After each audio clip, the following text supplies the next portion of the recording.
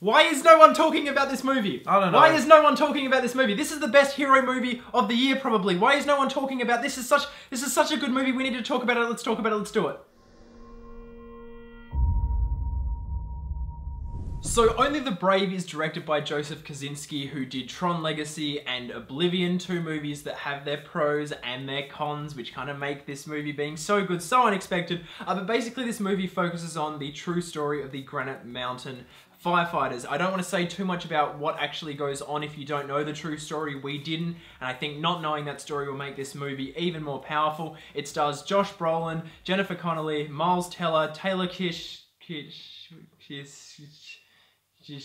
that guy, and Jeff Bridges. And honestly, I just want to say from the get-go that this is one of the most stunningly, authentically beautiful, just everything movies this year, and it is completely stunning to me that not more people have seen this because we're getting it quite late here in Australia. It really is a movie that I cannot imagine a single person on the planet walking out of and saying that this is not a really good movie. Yeah, this is the type of little hidden gem that I think people are going to find on, you know, like streaming services over the next few years and go, wowee, this was absolutely fantastic. Why did I never see this in theaters? Probably because they didn't have much of a marketing budget and it probably had a really, you know, small release worldwide. But I tell you what, this is an absolute banger of a film. I think what stuns me so much about this movie is so often on our channel we talk about bad writing practices and how often a movie just makes these mistakes that we can't understand how in 2017 they're still made. Only the Brave isn't necessarily a next level incredible film, but it just does everything right. On a script level to start off with, the characters are so strongly written. The firefighters crew, there's quite a few of them in this crew. I don't know it's the exact number. I think there's 20 of them. Every single one of them had moments to shine. Every single person was characterized. It makes me feel like certain movies that come out which have only 5 characters to characterize that don't manage to do it is kind of unacceptable, because this movie in 2 hours is able to cover just so much, and I really connected with every single character here because this movie is kind of, it's just showing their situation, showing what they go through to get to this kind of final kind of moment that is the true story that this is built around.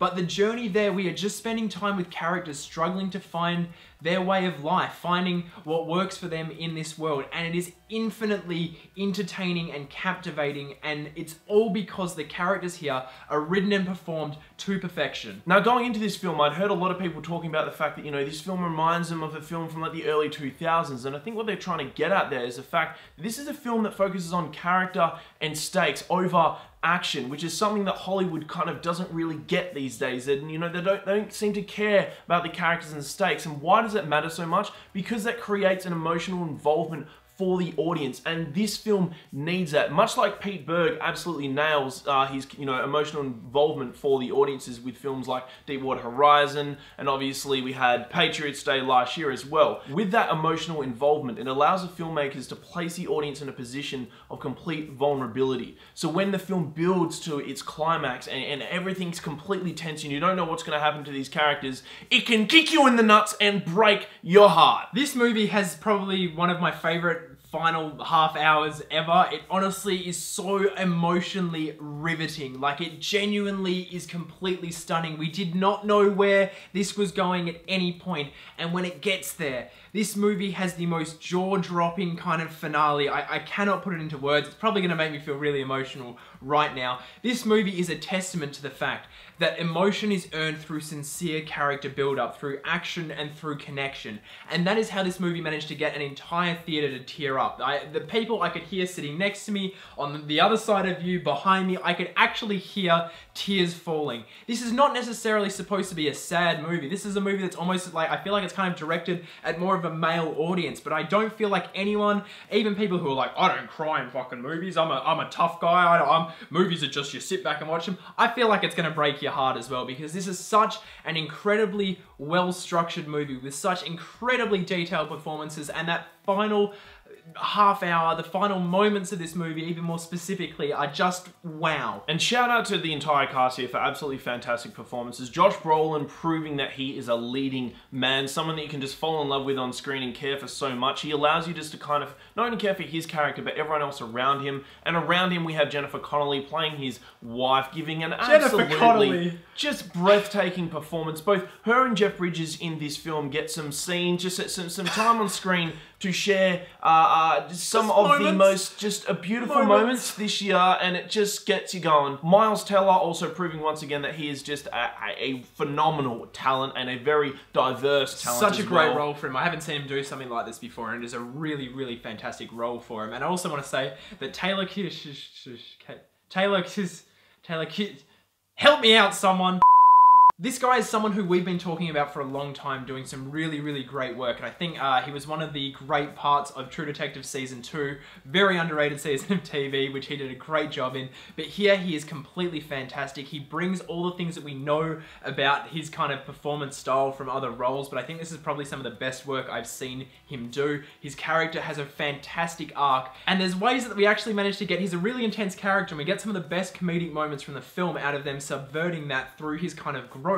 And that just brings me back to the fact that all the characters here go through the most unreasonable, beautiful amount of kind of growth, and that is what endears us to them, watching them start here and end up here and becoming better people along the way. I mean, this movie, this is a movie based around a true story, but in this movie, the event is the statement and the characters are the journey. The characters are really what we are here for, and this movie from within like the first couple of minutes endears us to all of them. It is such a spectacularly kind of stunning movie. I kind of was lost for words after walking out of it. It completely surpassed my expectations, and I just really want everyone to see this movie because this is the standard that Hollywood should be hitting every single movie it's putting out right now, and I think there needs to be more movies like this getting made. For sure. I mean, you forget you're watching a movie when you see this because it is just such a spectacular event, and it pulls your heart out for all the right reasons. So anyway, if you can still check this film out, go and see it because it needs your love. We are giving this one an 8.5 out of 10. My goodness, what a time. So that was our review of Only the Brave. Have you seen it yet? Did you like it? Did you hate it? Did you like this video? Of course you did. Crave more banter. If so, you can subscribe to our YouTube channel down there somewhere. And don't forget to check us out on Facebook, Instagram, Snapchat, and Twitter, all at Breaking Banter. And at Patreon, because we got one of those and you can help us out. And